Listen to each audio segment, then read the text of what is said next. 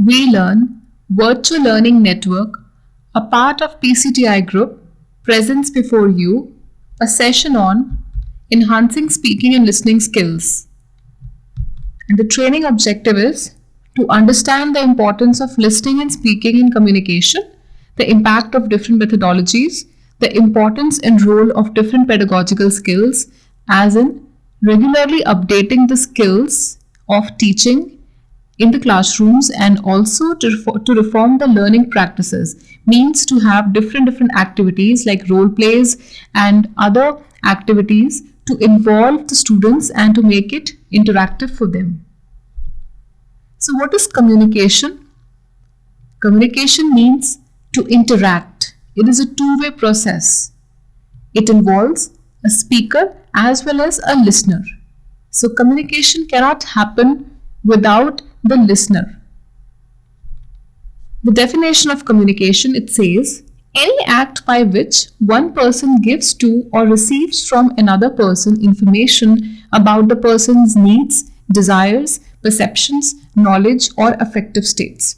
Communication may be intentional or unintentional, may involve conventional or unconventional signals, may take linguistic or non-linguistic forms, and may occur through spoken or other modes. Means it can involve verbal as well as non-verbal communication. Non-verbal communication includes our body language, our gestures, and our tone, body language, and the pitch. Everything includes in the non-verbal communication. So communication basically means to interact, to share our thoughts, feelings, ideas, as well as what we feel about a particular situation, event, or a person.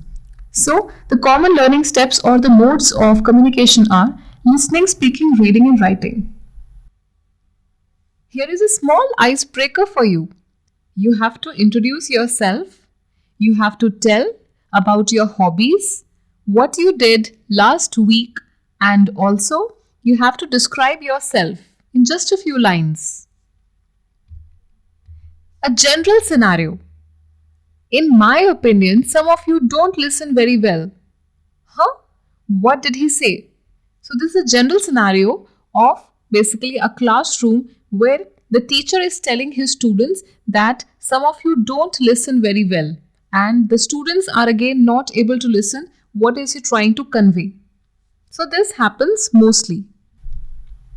This is a crude reality about communication, that 70% of all communication is misunderstood, either misinterpreted, rejected, distorted, or not heard. Just because people don't pay attention to what the other person is saying, that is why the communication is misunderstood. Sometimes it's misinterpreted. Sometimes a person assumes that this is what the person has said, but that is not right. And sometimes a communication is rejected because that is not of use to the other person, distorted. And sometimes when the person have not heard what the person has said. So this is what happens when communication is not clear and when it is not proper. What if communication is not possible? What will happen? Everything will collide into each other. Frustration and chaos will be the leading result. In everyday business and jobs, we communicate with each other to convey our feelings, to convey what we want to the other person. But if communication is not possible, if the other person is not understanding, or if we are not able to convey our messages and feelings, then the information will be lost and there will be no growth of business and there will be no jobs in the market as well. So the leading result would be frustration and chaos. So let's assess one's speaking skills. Let's read. What is this written? Only smart people can read this. I could not believe that I could actually understand what I was reading.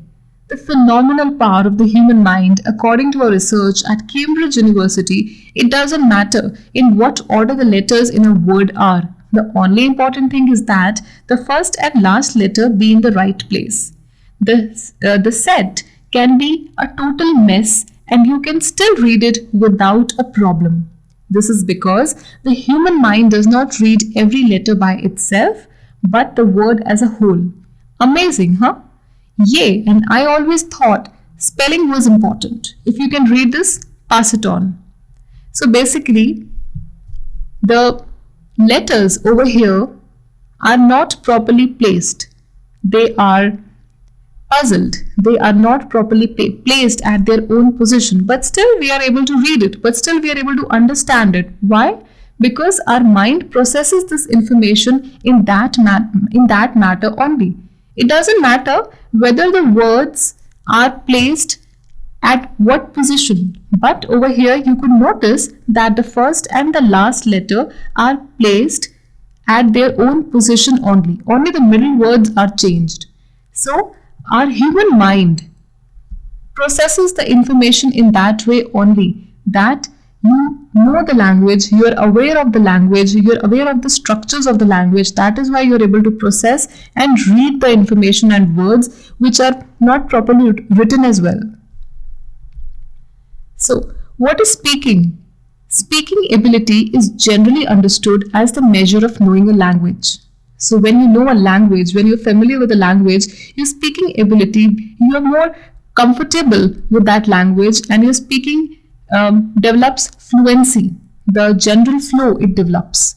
Speaking involves 3 areas of knowledge: mechanics, pronunciation, grammar, and vocabulary. So mechanics include pronunciation, grammar, and vocabulary. Pronunciation is basically how you pronounce the words, how you pronounce the sentences given to you. Grammar is how much grammatically you are correct and how much grammatically sound you are. Vocabulary, how much the word power you develop, how many new words you have to communicate your feelings, thoughts, and ideas, as well as functions. Functions in that it means transaction and interaction. The interaction takes place. How is the transaction? How is the interaction between two people? How are they communicating with each other?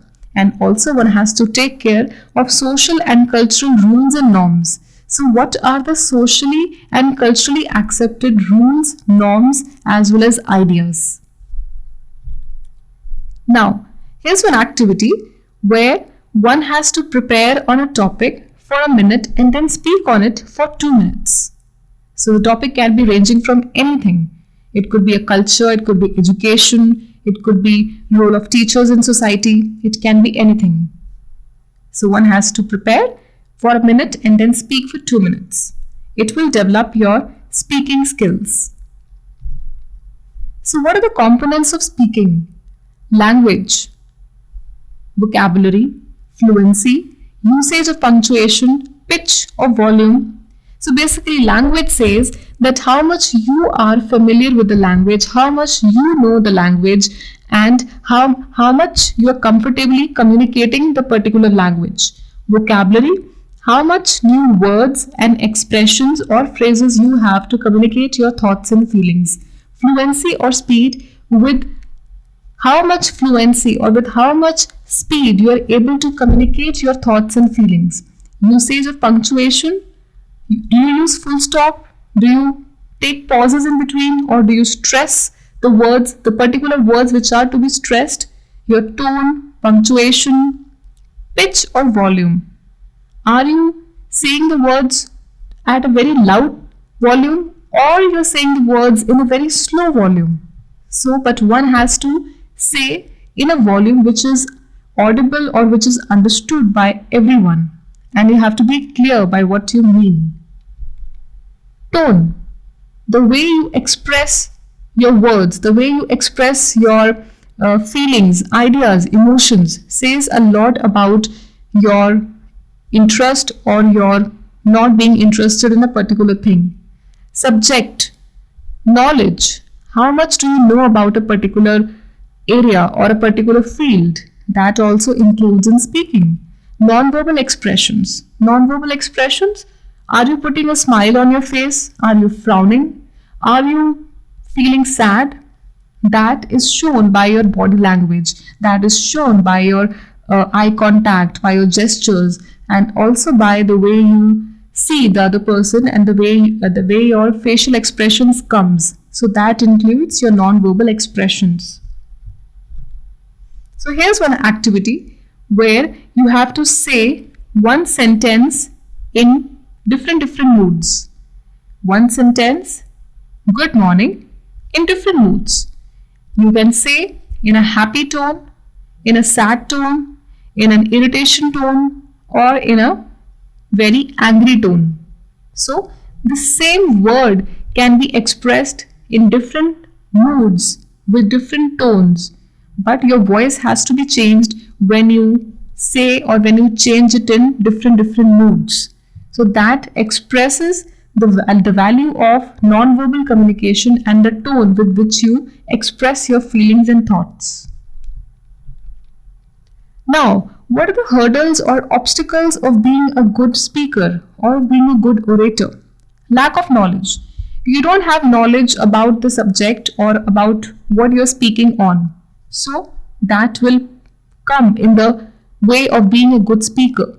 Diversity of culture. You have your own understanding of a particular symbol or a particular way, and the other culture does not identify with that. So that will also create gaps and differences. Language barriers. You are aware of a particular language, but the listener is not aware. So that will create a language barrier between the listener and the speaker. Limited vocabulary. The person is not able to convey his ideas, emotions, and thoughts with suitable words or with suitable phrases. So there it would create a problem when one does not get proper words to communicate his or her thoughts and feelings. Wrong pronunciation. When the words are wrongly pronounced, that also create a hurdle of being a good orator. So the word is the same, but when it is pronounced in a wrong manner, it creates the problems. Lack of confidence. The speaker does not have confidence in what he or she is saying. If he or she does not have the confidence, then the speaker would not be able to convince the other person of what he or she is saying. Poor motivation. The person is not motivated to speak, or the person is hardly interested to speak or convey his thoughts or feelings. Then it will create as a hurdle of being a good orator. Anxiety. The person is in anxiety, stress, and nervous and jittery feeling, and the person is not able to think properly and having all stressful and anxiety feelings. Exactly, that would be creating a hurdle to being a good orator. So that would also create a hurdle, that will also create a mental block when you say or when you express anything. So one has to take care of all these factors when one says or when one speaks in a public conference. So what to do with your hands? Mental blocks, panic, embarrassment. To avoid embarrassments, one has to take care of all these things, of all these factors as well. Now, how can you improve your speaking skills? Have control over your emotions, have control over yourself when you speak, when you say different things. Adapt to the situation. See the situation and change yourself according to the situation. Know your audience. See your audience, analyze your audience, that what your audience is expecting from you. Accordingly, say what they're wanting to listen. Keep it simple and crisp. Do not make the information complicated, and it will only make the information confusing for the audience and confusing for you as well. So keep it simple and to the point. Paraphrase. Use your own words. Repeat and confirm. Read, write, practice, and discuss. Paraphrase. You have to repeat what the other person has said, but in your own words. Using your own words, repeat what the other person has said, giving a brief idea to the other person. You can also give a summary of what the other person has said. You have to repeat and confirm that this is what the person has said or not. One has to read, write, practice, and discuss to develop good or strong speaking skills. So, interaction of speaking and listening. Speaking and listening, there is a complementary relationship between these two entities. Remember, Every good conversation starts with good listening. So when there is no good listening, the conversation is a failure. And when, again, the speaker when is not motivated or in anxiety or stress, again, then the communication cannot happen in a successful manner. So there has to be a complementary relationship between these two things, that is speaking as well as listening. Speakers have little power without listeners. This is said by Michael Purdy. When the listeners are not there to listen to the speaker, they don't have any power. They cannot share anything. They cannot express anything. So listeners are your audience, and try to keep your audience motivated and engaged. Listening and speaking ratios. Now let's see what most people do. Most people listen and then come to know about the information. And after that, they speak. 45% listening takes place, 30% speaking takes place when you share your ideas, thoughts, and feelings, and 16% reading takes place when you acquire knowledge reading different books or different magazines, and 9% writing takes place when you have to give a written record or documentation to the other person. So mostly information communication is shared with the help of listening. So listening has the largest share in that. And what we see next? But the learning ratio, whatever we are taught in schools or colleges, listening is not taught in schools and colleges. Mostly the stress is given on reading and writing. Listening and speaking, yes, still a little bit of stress is given, yes, over there, but minimum stress is given on the acquiring of listening skills. No school or no study center claims to make you good listeners, but they all tell you to develop your speaking, reading, or writing skills. But we have to be expert in this particular area, wherein we have to listen to the other person well. To communicate our thoughts, ideas, or feelings, one has to listen the information. One has to speak less and listen more what the other person is saying. Only then we are able to learn and grasp various things. So, sub-skills of listening which needs to be assessed are listening for specific information, whatever is there in for you. Listening for general understanding, to generally understand the concept. Predictive listening, wherein you listen and you come to know what things are going to be the next. Inferential listening, where you are able to or where you are trying to come to a conclusion. Listening for pleasure, you're just listening for the pleasure of it. Intensive listening, you're carefully listening what the other person is saying. And evaluative listening, where you're evaluating that the logic is there or not, and how much good or bad, how much right or wrong the information is. So there's one activity here. How would you assess your own and others' listening skills? Let's play. One person has to say a line or a phrase to another person's ear, and the person would whisper the same word to another person's ear, and the activity would continue like this. The last person in the game would say out aloud the word or the phrase name, and then it will be compared from the first person. So it will be seen that how much listening has taken place and how much it has been lost in between. So it's a small activity to check your listening skills. Now, let's see the difference between hearing and listening. Hearing essentially is a physiological process. It involves three interconnected stages: reception of sound waves, perception of sound in the brain, and auditory association. Whereas listening is the process of receiving, constructing meaning from, and responding to spoken or non-verbal messages. So hearing is, we can hear a traffic sound or any other sound which is reaching to our ears. And it is a physiological act. It is a physiological process involving our body.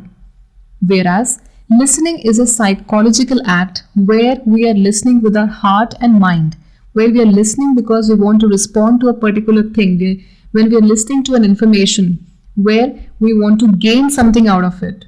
When we're just not hearing, hearing can be hearing from one ear and taking it out from the other. But listening is psychological act. Listening is careful, active listening, wherein you are listening from your heart and mind and you're retaining the information also for further or for future use. Now, what is active listening? As the term suggests, it is a communication technique that increases understanding and rapport between speaker and listener. So, active listening is when the listening happens in an active mode rather than a passive mode, where the listener is listening to the other person actively and grasping the information what the person is saying. Rather than passively listening to the speaker or not listening at all, the active listener pays close attention to both verbal and body language, then repeats the most important points of the speaker's message. It also requires the listener to feedback what he hears to the speaker. Now that is very important. One needs to give feedback to the speaker. Otherwise, the speaker would not come to know what he or she, how much information is correct or not.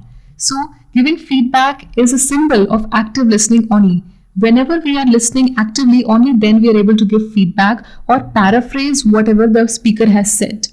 So, also by way of restating or paraphrasing what we have heard in our own words to confirm what we have heard and moreover to confirm the understanding of both the parties. To restate means whatever the person has said, you are restating or you are paraphrasing it in your own words. Only remember that can only happen when you are listening actively to the other person. And that also involves you are also paying close attention to the verbal part, to what the person is saying and how the person is behaving, the tone, the body language, the gestures, and also the facial expressions. Listen, just don't hear. While hearing is mostly physiological in nature, listening is a psychological act. So listening you involve your mind, wherein hearing, not mind is not involved.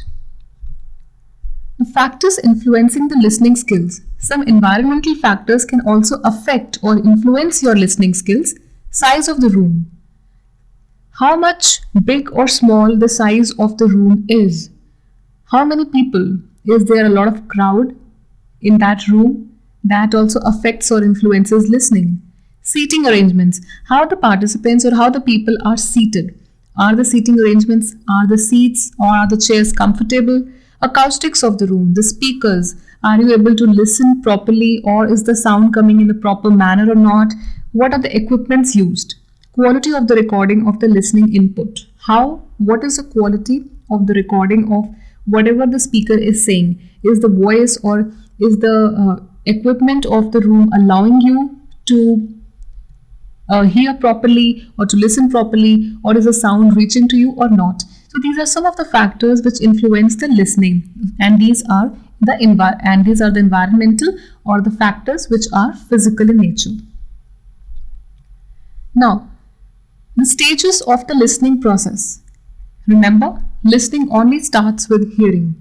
When you don't hear a particular information, you cannot listen that as well. So the first stage starts with hearing when that information comes to your ears.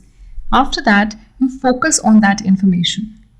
You see whether that information is of any need to you or not. Then you comprehend.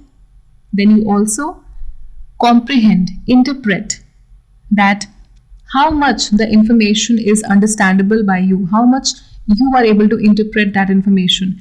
And after that, you analyze and evaluate. Analyze, you try to understand and you try to evaluate how much good or correct or incorrect the information is. And then you respond to it by the way of your verbal or non-verbal gestures or any action. And after that, if the information is useful, you remember that information. So it starts with hearing, focusing, comprehending, analyzing, responding, and remembering. So this is a circle where it starts only with hearing, and hearing is the first step. Remember, you could also go back to the previous step wherein you can start, or when you've not heard the information properly, then you can also go back to the previous step. Process of listening. 4 interconnected activities as essential for listening are: first, sensing. When you sense the information, that what is the information happening or what is the information told to you, then you interpret it. You try to analyze it, you try to understand it as well. Then you evaluate. Evaluating means then you're trying to find out logic or reason in that information. Then you respond to it, whether you want to go ahead with a particular task or you don't want to. The types of listening. Informative listening, it merely involves when you listen for the information. Relationship listening, when basically through that listening, relationship or working relationships, professional or personal relationships are developed. Appreciative listening, when a person listens because a particular person has an appreciation towards the speaker. Critical listening, where one is trying to analyze and see and also find logic or reason to it and how much the information is correct or not. Discriminative listening, when you are discriminating or choosing between what to listen and what to not. And example can be a TV program, different TV programs, and you choosing between which TV program to listen to. So, the characteristics of ineffective listener. What are the characteristics of an ineffective listener? First is the person is close-minded. The person is having a close mind towards the speaker and is hardly willing to listen to what the information is said. The person changes the subject because he or she is not interested in listening the particular subject. That is why, and not interested in the speaker. The person is also not interested. That is why he or she does not make eye contact with the speaker as well. Distracted or fidgety, does not pay attention to the speaker. Fidgety, playing with objects or playing with the pen caps or things around. And the person is distracted, not paying attention and not concentrating to what the information is said. Interrupts the speaker, demonstrates impatience. Interrupts the speaker constantly in between and demonstrates impatience with the help of the body language. So being a listener first is always better than being a judge. So one has to listen first, and listening, remember, is the most hard and tough task than being a judge or judging what the information is all about. But listening is very much important. Don't judge me, as it says, don't judge me until you know me. Don't underestimate me until you challenge me, and don't talk about me until you talk to me. So do not form preconceived notions or ideas about any person. Always talk to the person and come to know who the person is and why the person behaved in a particular manner or in a particular way. So that's all in this part for you. Whatever remaining information is there, that will be covered in the next part. And that's it in this part. Thank you. Happy learning. We learning.